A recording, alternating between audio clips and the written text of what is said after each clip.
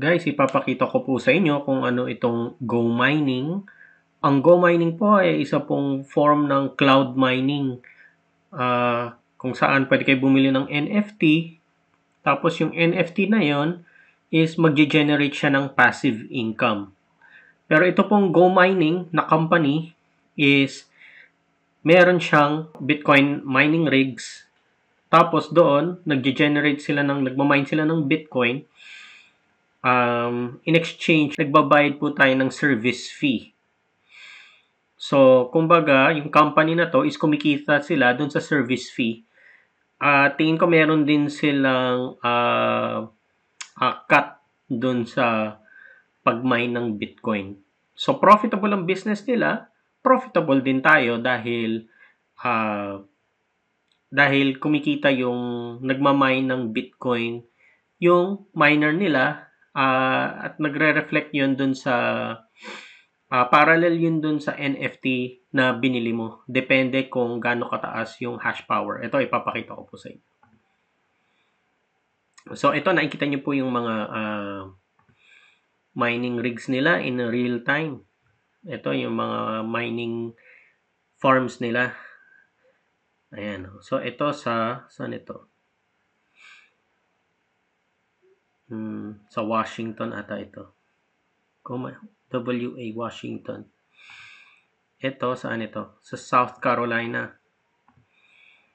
So, makikita nyo po, ayan, sa South Carolina. Nung isang araw po, umuulan eh.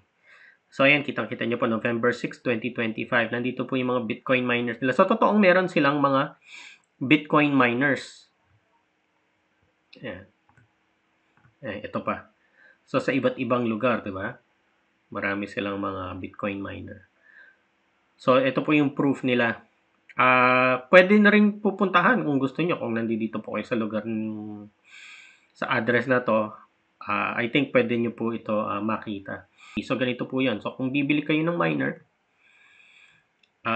let's say, depende po yan kung ilang watts o power efficiency ang gusto nyong piliin. Sa ngayon, tingin ko, mas maganda piliin nyo na yung 15 watts. Kasi habang tumataas yung electricity, mas mataas yung consumption ng power. At mas mataas din yung maintenance. So, dapat piliin nyo na yung 15. Tapos sa terahash, depende na po sa inyo kung ano yung gusto nyong kunin. Mas mataas na terahash, mas malaki yung reward na makukuha ninyo. So, piliin natin yung daily. Ayan. So, let's say, bilhin nyo po yung 32 terahash.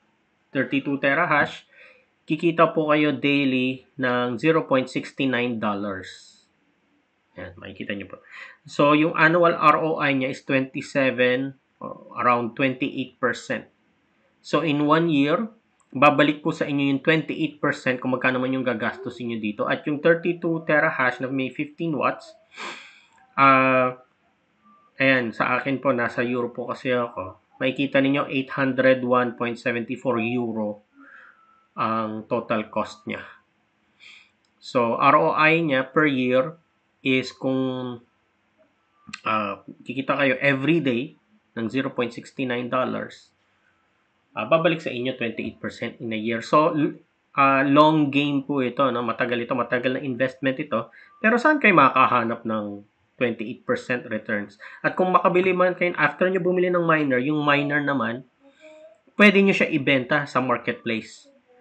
So, kumbaga, investment siya, passive income siya on a daily basis. So, yung kung ano man yung binili nyo dito, pwede rin yun po ibenta yung NFT.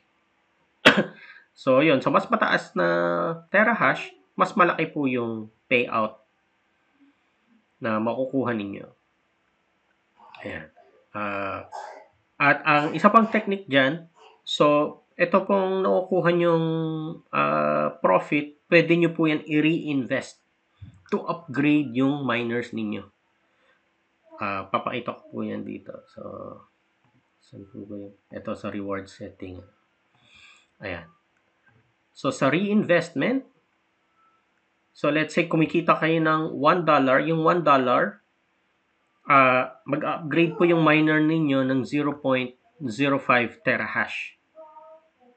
So, in about, 20 plus dollars, magkakaroon kayo ng 1 terahash. So, in around, kung $1 po yung income nyo every day, so in around, uh, 20 days, in around 20 days, ayan, magkakaroon na kayo ng 1 terahash kung nire-reinvest nyo po ito. At hindi lang po 20 days to. So, nagko-compound po yung reinvestment ninyo dahil additional profit means additional terahash. Additional terahash, sabihin, mas palaki po ng palaki yung profit ninyo, palaki na rin ng palaki yung terahash. So, nagko-compound po yung reinvestment ninyo. Isa po yan sa mga strategy na pwede nyo gawin dito. Yun nga lang, hindi yan directly, hindi kayo nagkakaroon ng actual income everyday, kundi yun nire-reinvest nyo. So, para po, sa pagtagal, in the long game, mas malaki yung kikitain ninyo on a daily basis. Merong dito mga miner, pwedeng kumita up to $100 a day. Ito, papakita ko po sa inyo. So, let's say, umabot po yung terahash ninyo, reinvest kayo ng reinvest, umabot siya sa 5,000 terahash, ay makikita ninyo, $110 ang kita niya every day. $110 every day kung umabot sa 5,000 terahash. Pero ilang taon niyo po yung i-reinvest ng i-reinvest, magko-compound po yun, magko-compound. Waiting game po ito. Pero for sure naman, kung talagang stable itong company na to, which is I think stable naman siya, legit na company siya, mamaya papakita ko po sa inyo yung mga founders, yung mga head nila mamaya po. Ayan, kumikita siya ng $110 every day. Depende rin po yan sa price ng Bitcoin. So, kung ang Bitcoin tumaas po ng 200,000, 300,000, 500,000, 1 million, mas lalong lalaki po yung net reward ninyo. Ang downside niyan, pag bumaba ang presyo, bababa rin po yung reward ninyo. Well, ang good side nun, sa tingin ko naman, pag bumaba yung presyo ng Bitcoin, it's another opportunity to invest, to buy more Bitcoin. So, bakit, siguro po yung iba tinatanong, bakit hindi na lang bumili ng Bitcoin? Bakit kailangan mag-mine? Ba't di na lang bumili? Ang downside nun, pag bumili kayo ng Bitcoin ngayon, tapos bumaba yung price, bumaba yung investment ninyo,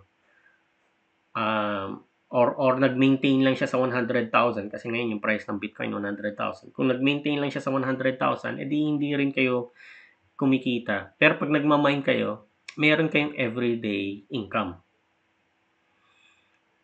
Pag bumaba yung price ng Bitcoin at bumili kayo ng Bitcoin ngayon manually sa exchange, let's say sa Binance, bumaba yung price, di bumaba rin yung investment ninyo. Wala kayong kinita. So, yun po yung downside nun pagka nagbumili lang kayo ng Bitcoin. Pero pag nagmamine kayo ng Bitcoin, passive income po ito. So, yun. So, tignan po natin yung mga founders nila. Ayun, so nahanap ko po. Ito po yung Go Mining na LinkedIn page. So, makikita nyo po, meron siyang mga 200 to 500 employees. At ito po yung mga tao nila. Ito, Chief Operational Officer, Data Analyst, Bitcoin Mining Operators, Financial Analyst. Ayun, nandito po siya. Tapos, ito naman yung Twitter page niya. Makikita nyo po si Mark Zalan, siya po yung CEO of Go Mining.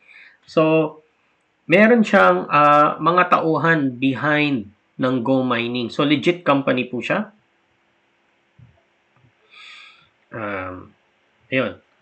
So, ano pa ba? Yun po yung Go Mining. Papakita ko na lang po kung ano yung progress ko so far. Nakaka-isang linggo pa lang naman ako dito sa Go Mining. At magkano ba yung kita ko? Kumikita ako ng 0.00000909 Bitcoin, which is how much in USD? Around $1. Because meron din po kasi ako nung bonus miner. Hindi naman talaga tatlo yung miner ko. Meron lang ako nitong bonus miner na mag-expire siya in 6 days. Kasi pagka sign up nyo po, magkakaroon kagad kayo ng bonus miner. magmamine siya ng ilang araw hanggang sa may ginagawa kayo nung mga task na kailangan yung gawin, like reinvestment, kailangan nyo pong i-click yung service button, yung mga ganun. Kailangan nyo pong bumili ng sarili nyong miner kagad. So, meron siyang bonus miner. Hindi nyo siya mawi-withdraw unless kailangan bibili kayo din ng sarili nyong miner. So, hindi siya free. Kasi kung free lang siya, edi kahit sino na lang pwedeng kumuha ng bonus miner tapos mag-withdraw nung Bitcoin na imamine niya for free for ilang days. So, to be fair, kailangan bibili rin kayo ng sarili nyong Bitcoin miner. Yan. So, yun. Ito, nakuha ko lang po as dun sa Go Mining boxes. So, parang achievement. Free lang po ito, 1 terahash. So, ito po yung talagang miner na binili ko. Bumili po ako ng 16, tapos nag-compound po ako ng nag-compound. At hanggang sa bumili rin ako ng 1 terahash nung isang araw. Ngayon, 17.72 na siya. Yan. So, mag-update po ako ng progress ko ulit sa susunod na video. So, please subscribe. Yung iba nire-reinvest ko. Ngayon, sinesend ko po doon directly sa wallet ko. Kasi gusto ko pong subukan na mag-withdraw. Kasi meron po siyang minimum withdrawal 0.0001. Kailangan umabot siya ng yung 3 zero tapos 1. Mga $10 ata yun. $10, $11 before ko pwede i-withdraw. Magta-try po ako ng withdrawal kung talaga bang mawi-withdraw ko yung pera na $10 na yun. Trial lang naman. And then after that, tatry ko ulit mag-reinvest para lumaki yung terahash ko. Pag lumalaki yung terahash, palaki rin ng palaki yung profit, palaki ng palaki yung profit, palaki rin ng palaki yung terahash. So, compounding siya. Yun yung strategy na gagawin ko sa susunod. Guys, please use my referral code. Pag ginamit nyo po yung referral code na yon, magkakaroon kayo ng 5% extra bonus dun sa miner na bibili ninyo. Kung bibili po kayo ng miner, let's say bibili kayo ng 16. So 5% nung 16, bonus yan, magiging additional yan sa bibilin yung miner. Pagka ginamit nyo po yung referral code ko, ipoprovide ko po yun sa description. Okay, yun lang po. Salamat.